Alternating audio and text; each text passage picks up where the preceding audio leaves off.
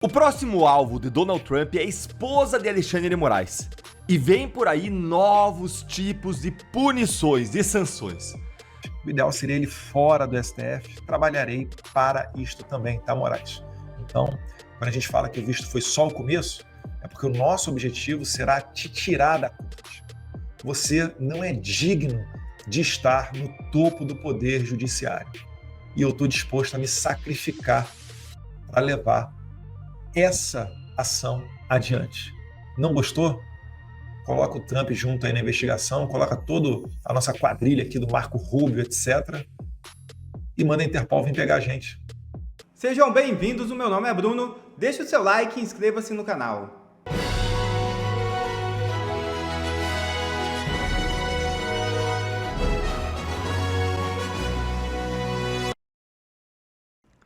Sanções de Trump podem interromper carreira do filho de Barroso nos Estados Unidos. É isso mesmo. Por enquanto, não existe nenhuma informação oficial, apenas muita especulação da mídia brasileira em razão do que disse sobre sanções o secretário de Estado americano Marco Rubio. Abre aspas. Moraes e seus aliados no tribunal. Fecha aspas. Porém, caso familiares de ministros sancionados também sejam atingidos, o filho do ministro Luiz Roberto Barroso poderia ter sua carreira precocemente interrompida. Isso porque Bernardo Barroso trabalha para o banco brasileiro BTG em Miami e teria que deixar os Estados Unidos. Dizem que o atual presidente do STF está transtornado com isso. Bom, utilizando as palavras do próprio ministro, perdeu o mané, não a mola. E veja por que a esposa de Alexandre de Moraes será atingida por sanções do governo Donald Trump. Os Estados Unidos colocaram uma lupa sobre as atividades da esposa de Moraes para avaliar que, por comandar o escritório de advocacia Barsi de Moraes, ela seria impulsionada pela atuação do magistrado no Supremo. Além da perda do visto, a Casa Branca avança para aplicar punições com impacto financeiro a Viviane por acreditar que a maior parte da renda do casal seria composta pela atuação da advogada. O governo americano também estuda por tais sanções a outros ministros da corte cujas mulheres exercem a advocacia. Atualmente, as esposas de Cristiano Zanin, Dias Toffoli e Gilmar Mendes atuam no meio jurídico. O ex-desembargador e ex-deputado Deltan Dallagnol explica. Veja o vídeo. O próximo alvo de Donald Trump é a esposa de Alexandre de Moraes. E vem por aí novos tipos de punições, de sanções. É o nosso primeiro domingo com o STF em que 8 dos 11 ministros estão debaixo de sanções do governo dos Estados Unidos, o que é algo histórico, inacreditável, inédito. E isso me traz aí sentimentos contraditórios, mixed feelings. De um lado, gente, é muito triste para a história do país. Por quê? É muito triste ver um STF que, de guardião da Constituição, se tornou abusador, violador da Constituição. E mais, é triste ter um STF e ministros com a carimbo sobre eles de violadores dos direitos humanos.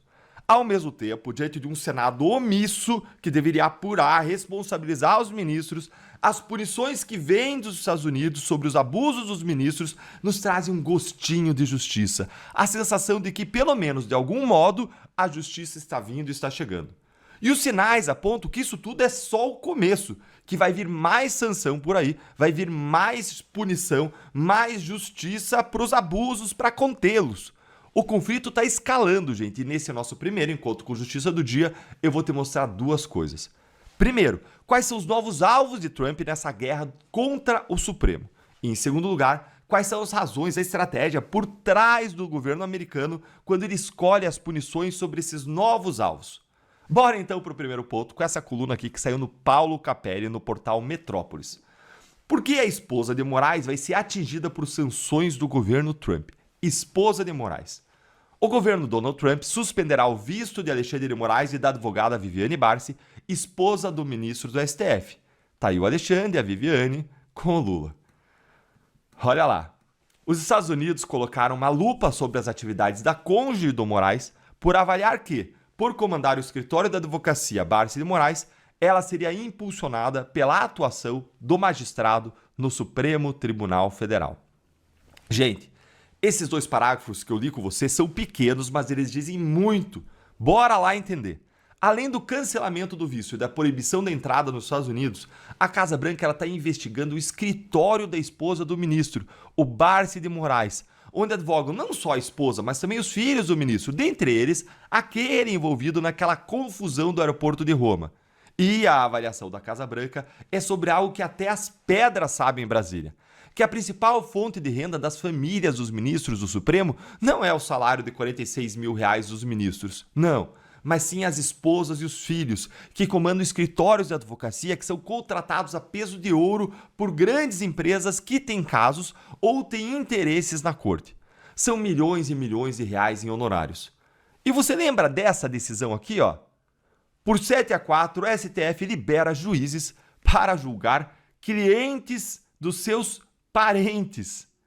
Pois é, gente. Para o STF está tudo certo o ministro julgar casos que tenham como parte quem é cliente do escritório da advocacia da sua esposa ou do seu filho. E se você também fica indignado com isso, vai deixando seu like para mais gente se indignar junto conosco, para mais gente se unir à nossa luta por mudanças, porque isso aí mostra o quanto a gente está longe de um país decente. E quem lembra dessa outra notícia aqui, que surgiu bem durante o escândalo do Banco Master, hein? Quando se descobriu que o BRB, o Banco de Brasília, iria comprar o Master.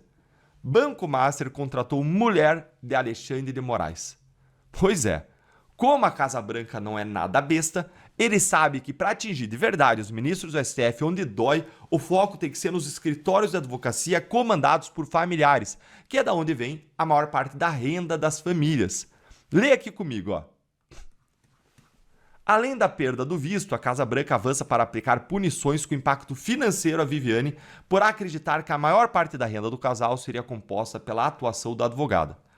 Washington também estuda impor tais sanções a outros ministros da corte cujas mulheres exercem a advocacia. Atualmente, as esposas de Cristiano Zanin, Dias Toffoli e Gilmar Mendes atuam no meio jurídico. Você já entendeu esse jogo, né? O jogo aqui não é fazer os ministros sofrerem, as esposas, as famílias sofrerem, não. É fazer os ministros pararem os abusos para que as vítimas dos abusos não sofram. Esse é o jogo. E os ministros do STF estão até agora agindo como se eles não se importassem, como se nada fosse mudar, dizendo que eles não vão mudar uma vírgula na forma de agir por conta da pressão americana e que vai continuar tudo igual, como avestruzes enfiando a cabeça na terra. E o que os Estados Unidos vão fazer diante disso? Vão aumentar a pressão até eles mudarem de atitude. E a questão que fica é, até quando os ministros vão conseguir fazer isso, enfiar a cabeça na terra, quando a Casa Branca impuser sanções mais e mais pesadas, sanções financeiras, mais amplas, estendendo para os escritórios de advocacia das esposas, dos filhos? Quando as contas dos escritórios forem bloqueadas? Quando o governo americano retirar o acesso desses escritórios ao sistema financeiro mundial?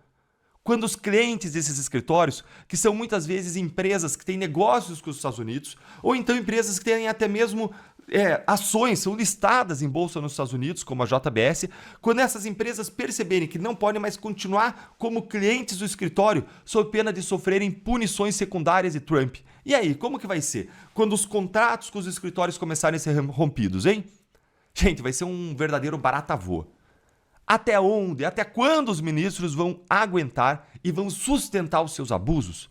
O que você acha? Eu quero ouvir a sua opinião agora aí nos comentários. Eu sei que não vale muita coisa hoje, mas toda hora a gente tem que expor o nível de várzea que é Moraes com a caneta do STF. O ideal seria ele fora do STF. Trabalharei para isto também, tá, Moraes?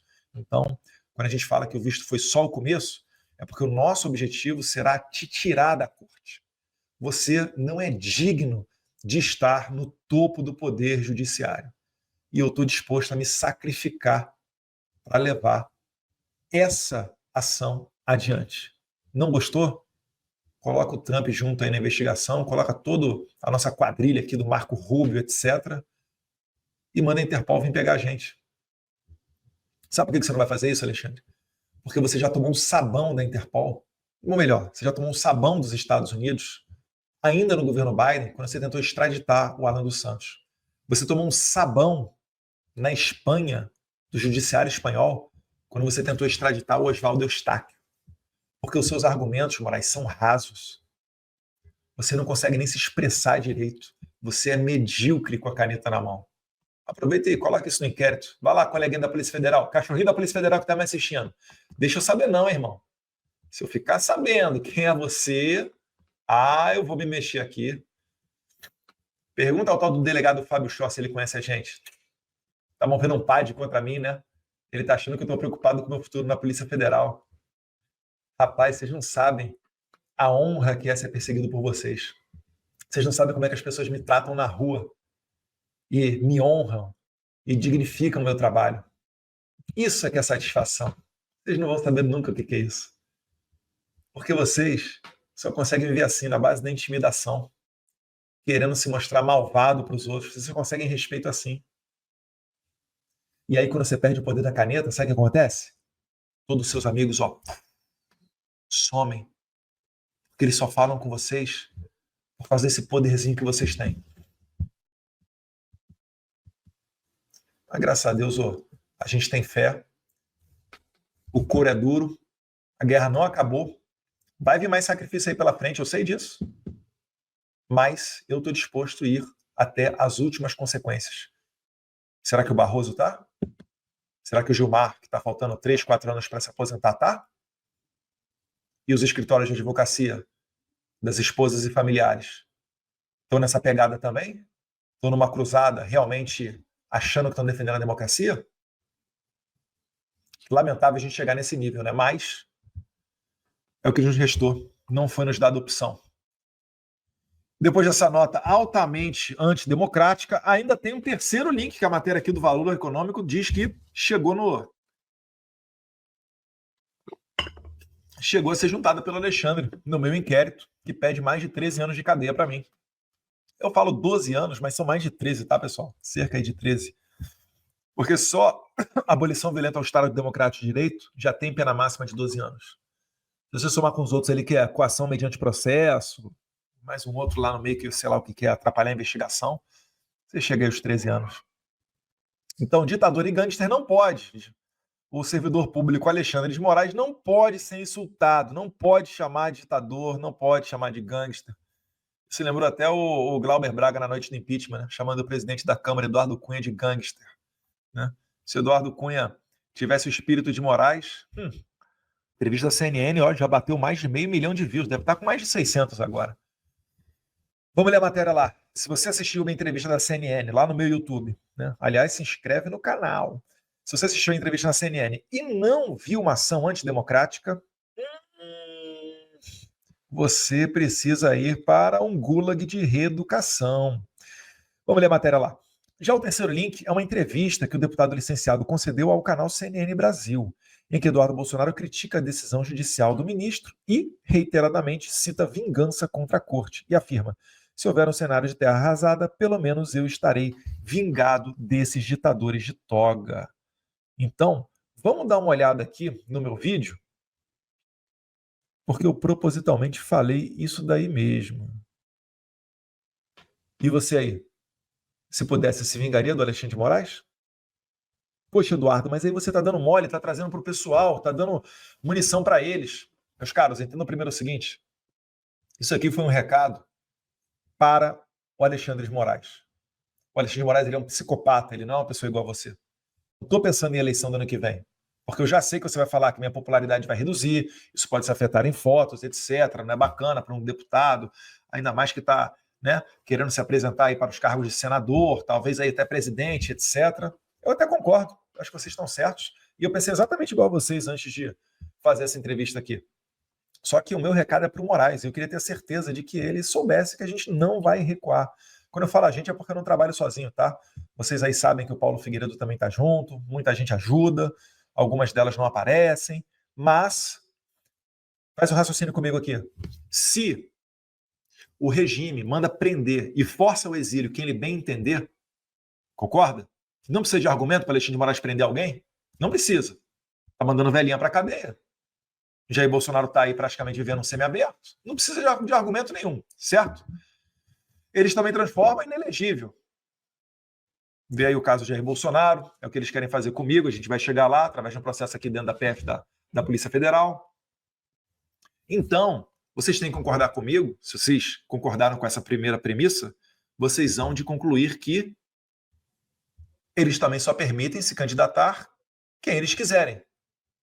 É por isso que eu falo, não haverá uma oposição em 2026 com Moraes forte. Esqueçam. Ah, o fulano de tal aqui é de direita, é um virtual futuro senador. É Gustavo Gayer, Carol Detone. Gosto muito do Polon lá no Mato Grosso do Sul. Um abraço, Polon, esteve recentemente aqui comigo. Não sei se vai ser o futuro do Zuco, né? Se vai ser governo, se vai ser Senado, mas enfim, é um cara que está muito grande ali, deputado federal mais votado e deputado estadual mais votado na eleição anterior. Essas pessoas vão sofrer perseguição. O PL é recordista de processos dentro do STF, a maioria deles por falar. E eu já cantei a pedra. Com a inovação dessa criação de condenar deputado por crime contra a honra, senador também, né? Porque eles acabaram com a imunidade parlamentar, essa inovação vai trazer um reflexo que não foi alcançado pelo imaginário do Constituinte de 1988, que é o quê? A automática perda dos direitos políticos enquanto surtirem os efeitos da sentença. Como ele imaginou? O deputado nunca vai sofrer crime, né, de condenado por crime contra a honra, então eu não preciso me preocupar com isso. Eu posso dar efeito automático de crime contra a honra como efeito automático da pena a perda dos direitos políticos, até porque vai ser pouco tempo e tal. Pensou errado. Se o Alexandre de Moraes me condenar perto da eleição, pode ser uma pena de 2 meses, 3 meses. Se essa pena englobar o dia da eleição, eu não tenho meus direitos políticos. E por aí eles vão tentar caçar muita gente. Vão reprovar muita conta eleitoral, se tiverem condições, né? Por conta de fato ilícito. Nem crime é, mas vão tentar reprovar, né? Para tirar aquela pessoa, porque aquela pessoa pode votar a favor do impeachment do Moraes. Eles sabem disso. Vocês acham que eles já estão de olho nisso? Eles sabem disso. Acabou que a gente não viu meu vídeo da CNN, né? Deixa eu botar aqui. De Moraes, ele está encontrando uma pessoa maior do que ele para bater de frente. O líder supremo do Irã, o Ali Khamenei, disse que não ia parar o seu projeto nuclear. Ele foi e jogou uma bomba. Os senhores acreditam que dará certo, então, Alexandre de Moraes, tendo o respaldo, né, tendo como coadjuvante Lula, para conseguir fazer o Trump recuar? Pelo amor de Deus, não haverá recuo. E o nosso aliado, ele é muito forte. O Trump não vai recuar diante do Alexandre de Moraes. O Brasil, o Trump chamou de regime e chamou acertadamente, que o Trump não reconhecerá uma eleição sem a participação de Jair Bolsonaro. Não falo em nome de ninguém, mas eu posso garantir, não haverá recuo. Se tudo der errado, pelo menos, nós já estaremos vingados. Muito obrigado. Então é o seguinte, Eduardo, você pareceu radical. Sim. É para ser radical mesmo. Eu quero o certo, eu não quero o meio termo. O certo é 100% oposto do errado. Por que eu vou querer o meio termo? Ou será que então o certo é a gente pegar as senhorinhas lá, né? Iraci Nagashi, cadeira de roda, presa por risco de fuga, pegar essas mulheres e... Não, então 17, 16, não, vamos dar 5, 6 anos de cadeia para elas. Vai continuar errado. Esqueça essa visão tradicional da política. Essa visão, ela dá certo na política em tempos de paz. A gente não está falando de paz, a gente está falando de base, a gente está falando de princípios. A gente está numa guerra onde nosso opositor tenta nos prender. Então esqueça isso, eu não quero dar margem para isso. Enquanto tiver autoridade, né? Deputado, senador, governador, falando que não, vamos aqui deixar a política de lado, vamos por esse caminho, não, vamos buscar no meio termo, não, vamos fazer uma delegação de alto nível e pedir para o Trump nos Estados Unidos para reduzir a tarifa. Enquanto estiver existindo esse tipo de coisa, eu não posso me apresentar como uma pessoa suscetível a ouvir essas pessoas. Vocês escutam matérias na imprensa que são plantadas por pessoas que por vezes tentam chegar e ter acesso a mim. A maioria das delas eu não atendo porque eu não consigo, né? O celular, eu saio daqui, vai ter uma meia dúzia de chamadas perdidas. Mas tem gente que eu quero fazer questão de não abrir a porta. Porque se o Alexandre de Moraes olha... Calma aí, cara, esse cara aqui, pô, poderoso, hein? Pode chegar lá nos Estados Unidos, hein? Vou esperar, não vou recuar, não. Vamos ver o que ele vai arranjar. De repente ele vai arranjar um acordo caracu aí, ó, e a gente volta dobrando a aposta. Daquele jeito, né? Fica só esperando a fraqueza do inimigo para dar o bote. Eduardo, mas nessa entrevista você falando assim no final, você se mostra inconsequente. Sim. Eu estou disposto a ir às últimas consequências. É para entender que não haverá recuo, não haverá recuo. Não é não e jogar não para depois ver se dá certo que sim. Não. Achar um meio termo. Não. Não estou aqui para isso. Tá? Então entendam que esse é o meu objetivo. Porque se o regime escolhe quem vai prender, quem vai se exilar, quem vai ficar inelegível, ele vai escolher quem vai poder se candidatar. E o regime no controle, não haverá anistia, não haverá Congresso livre.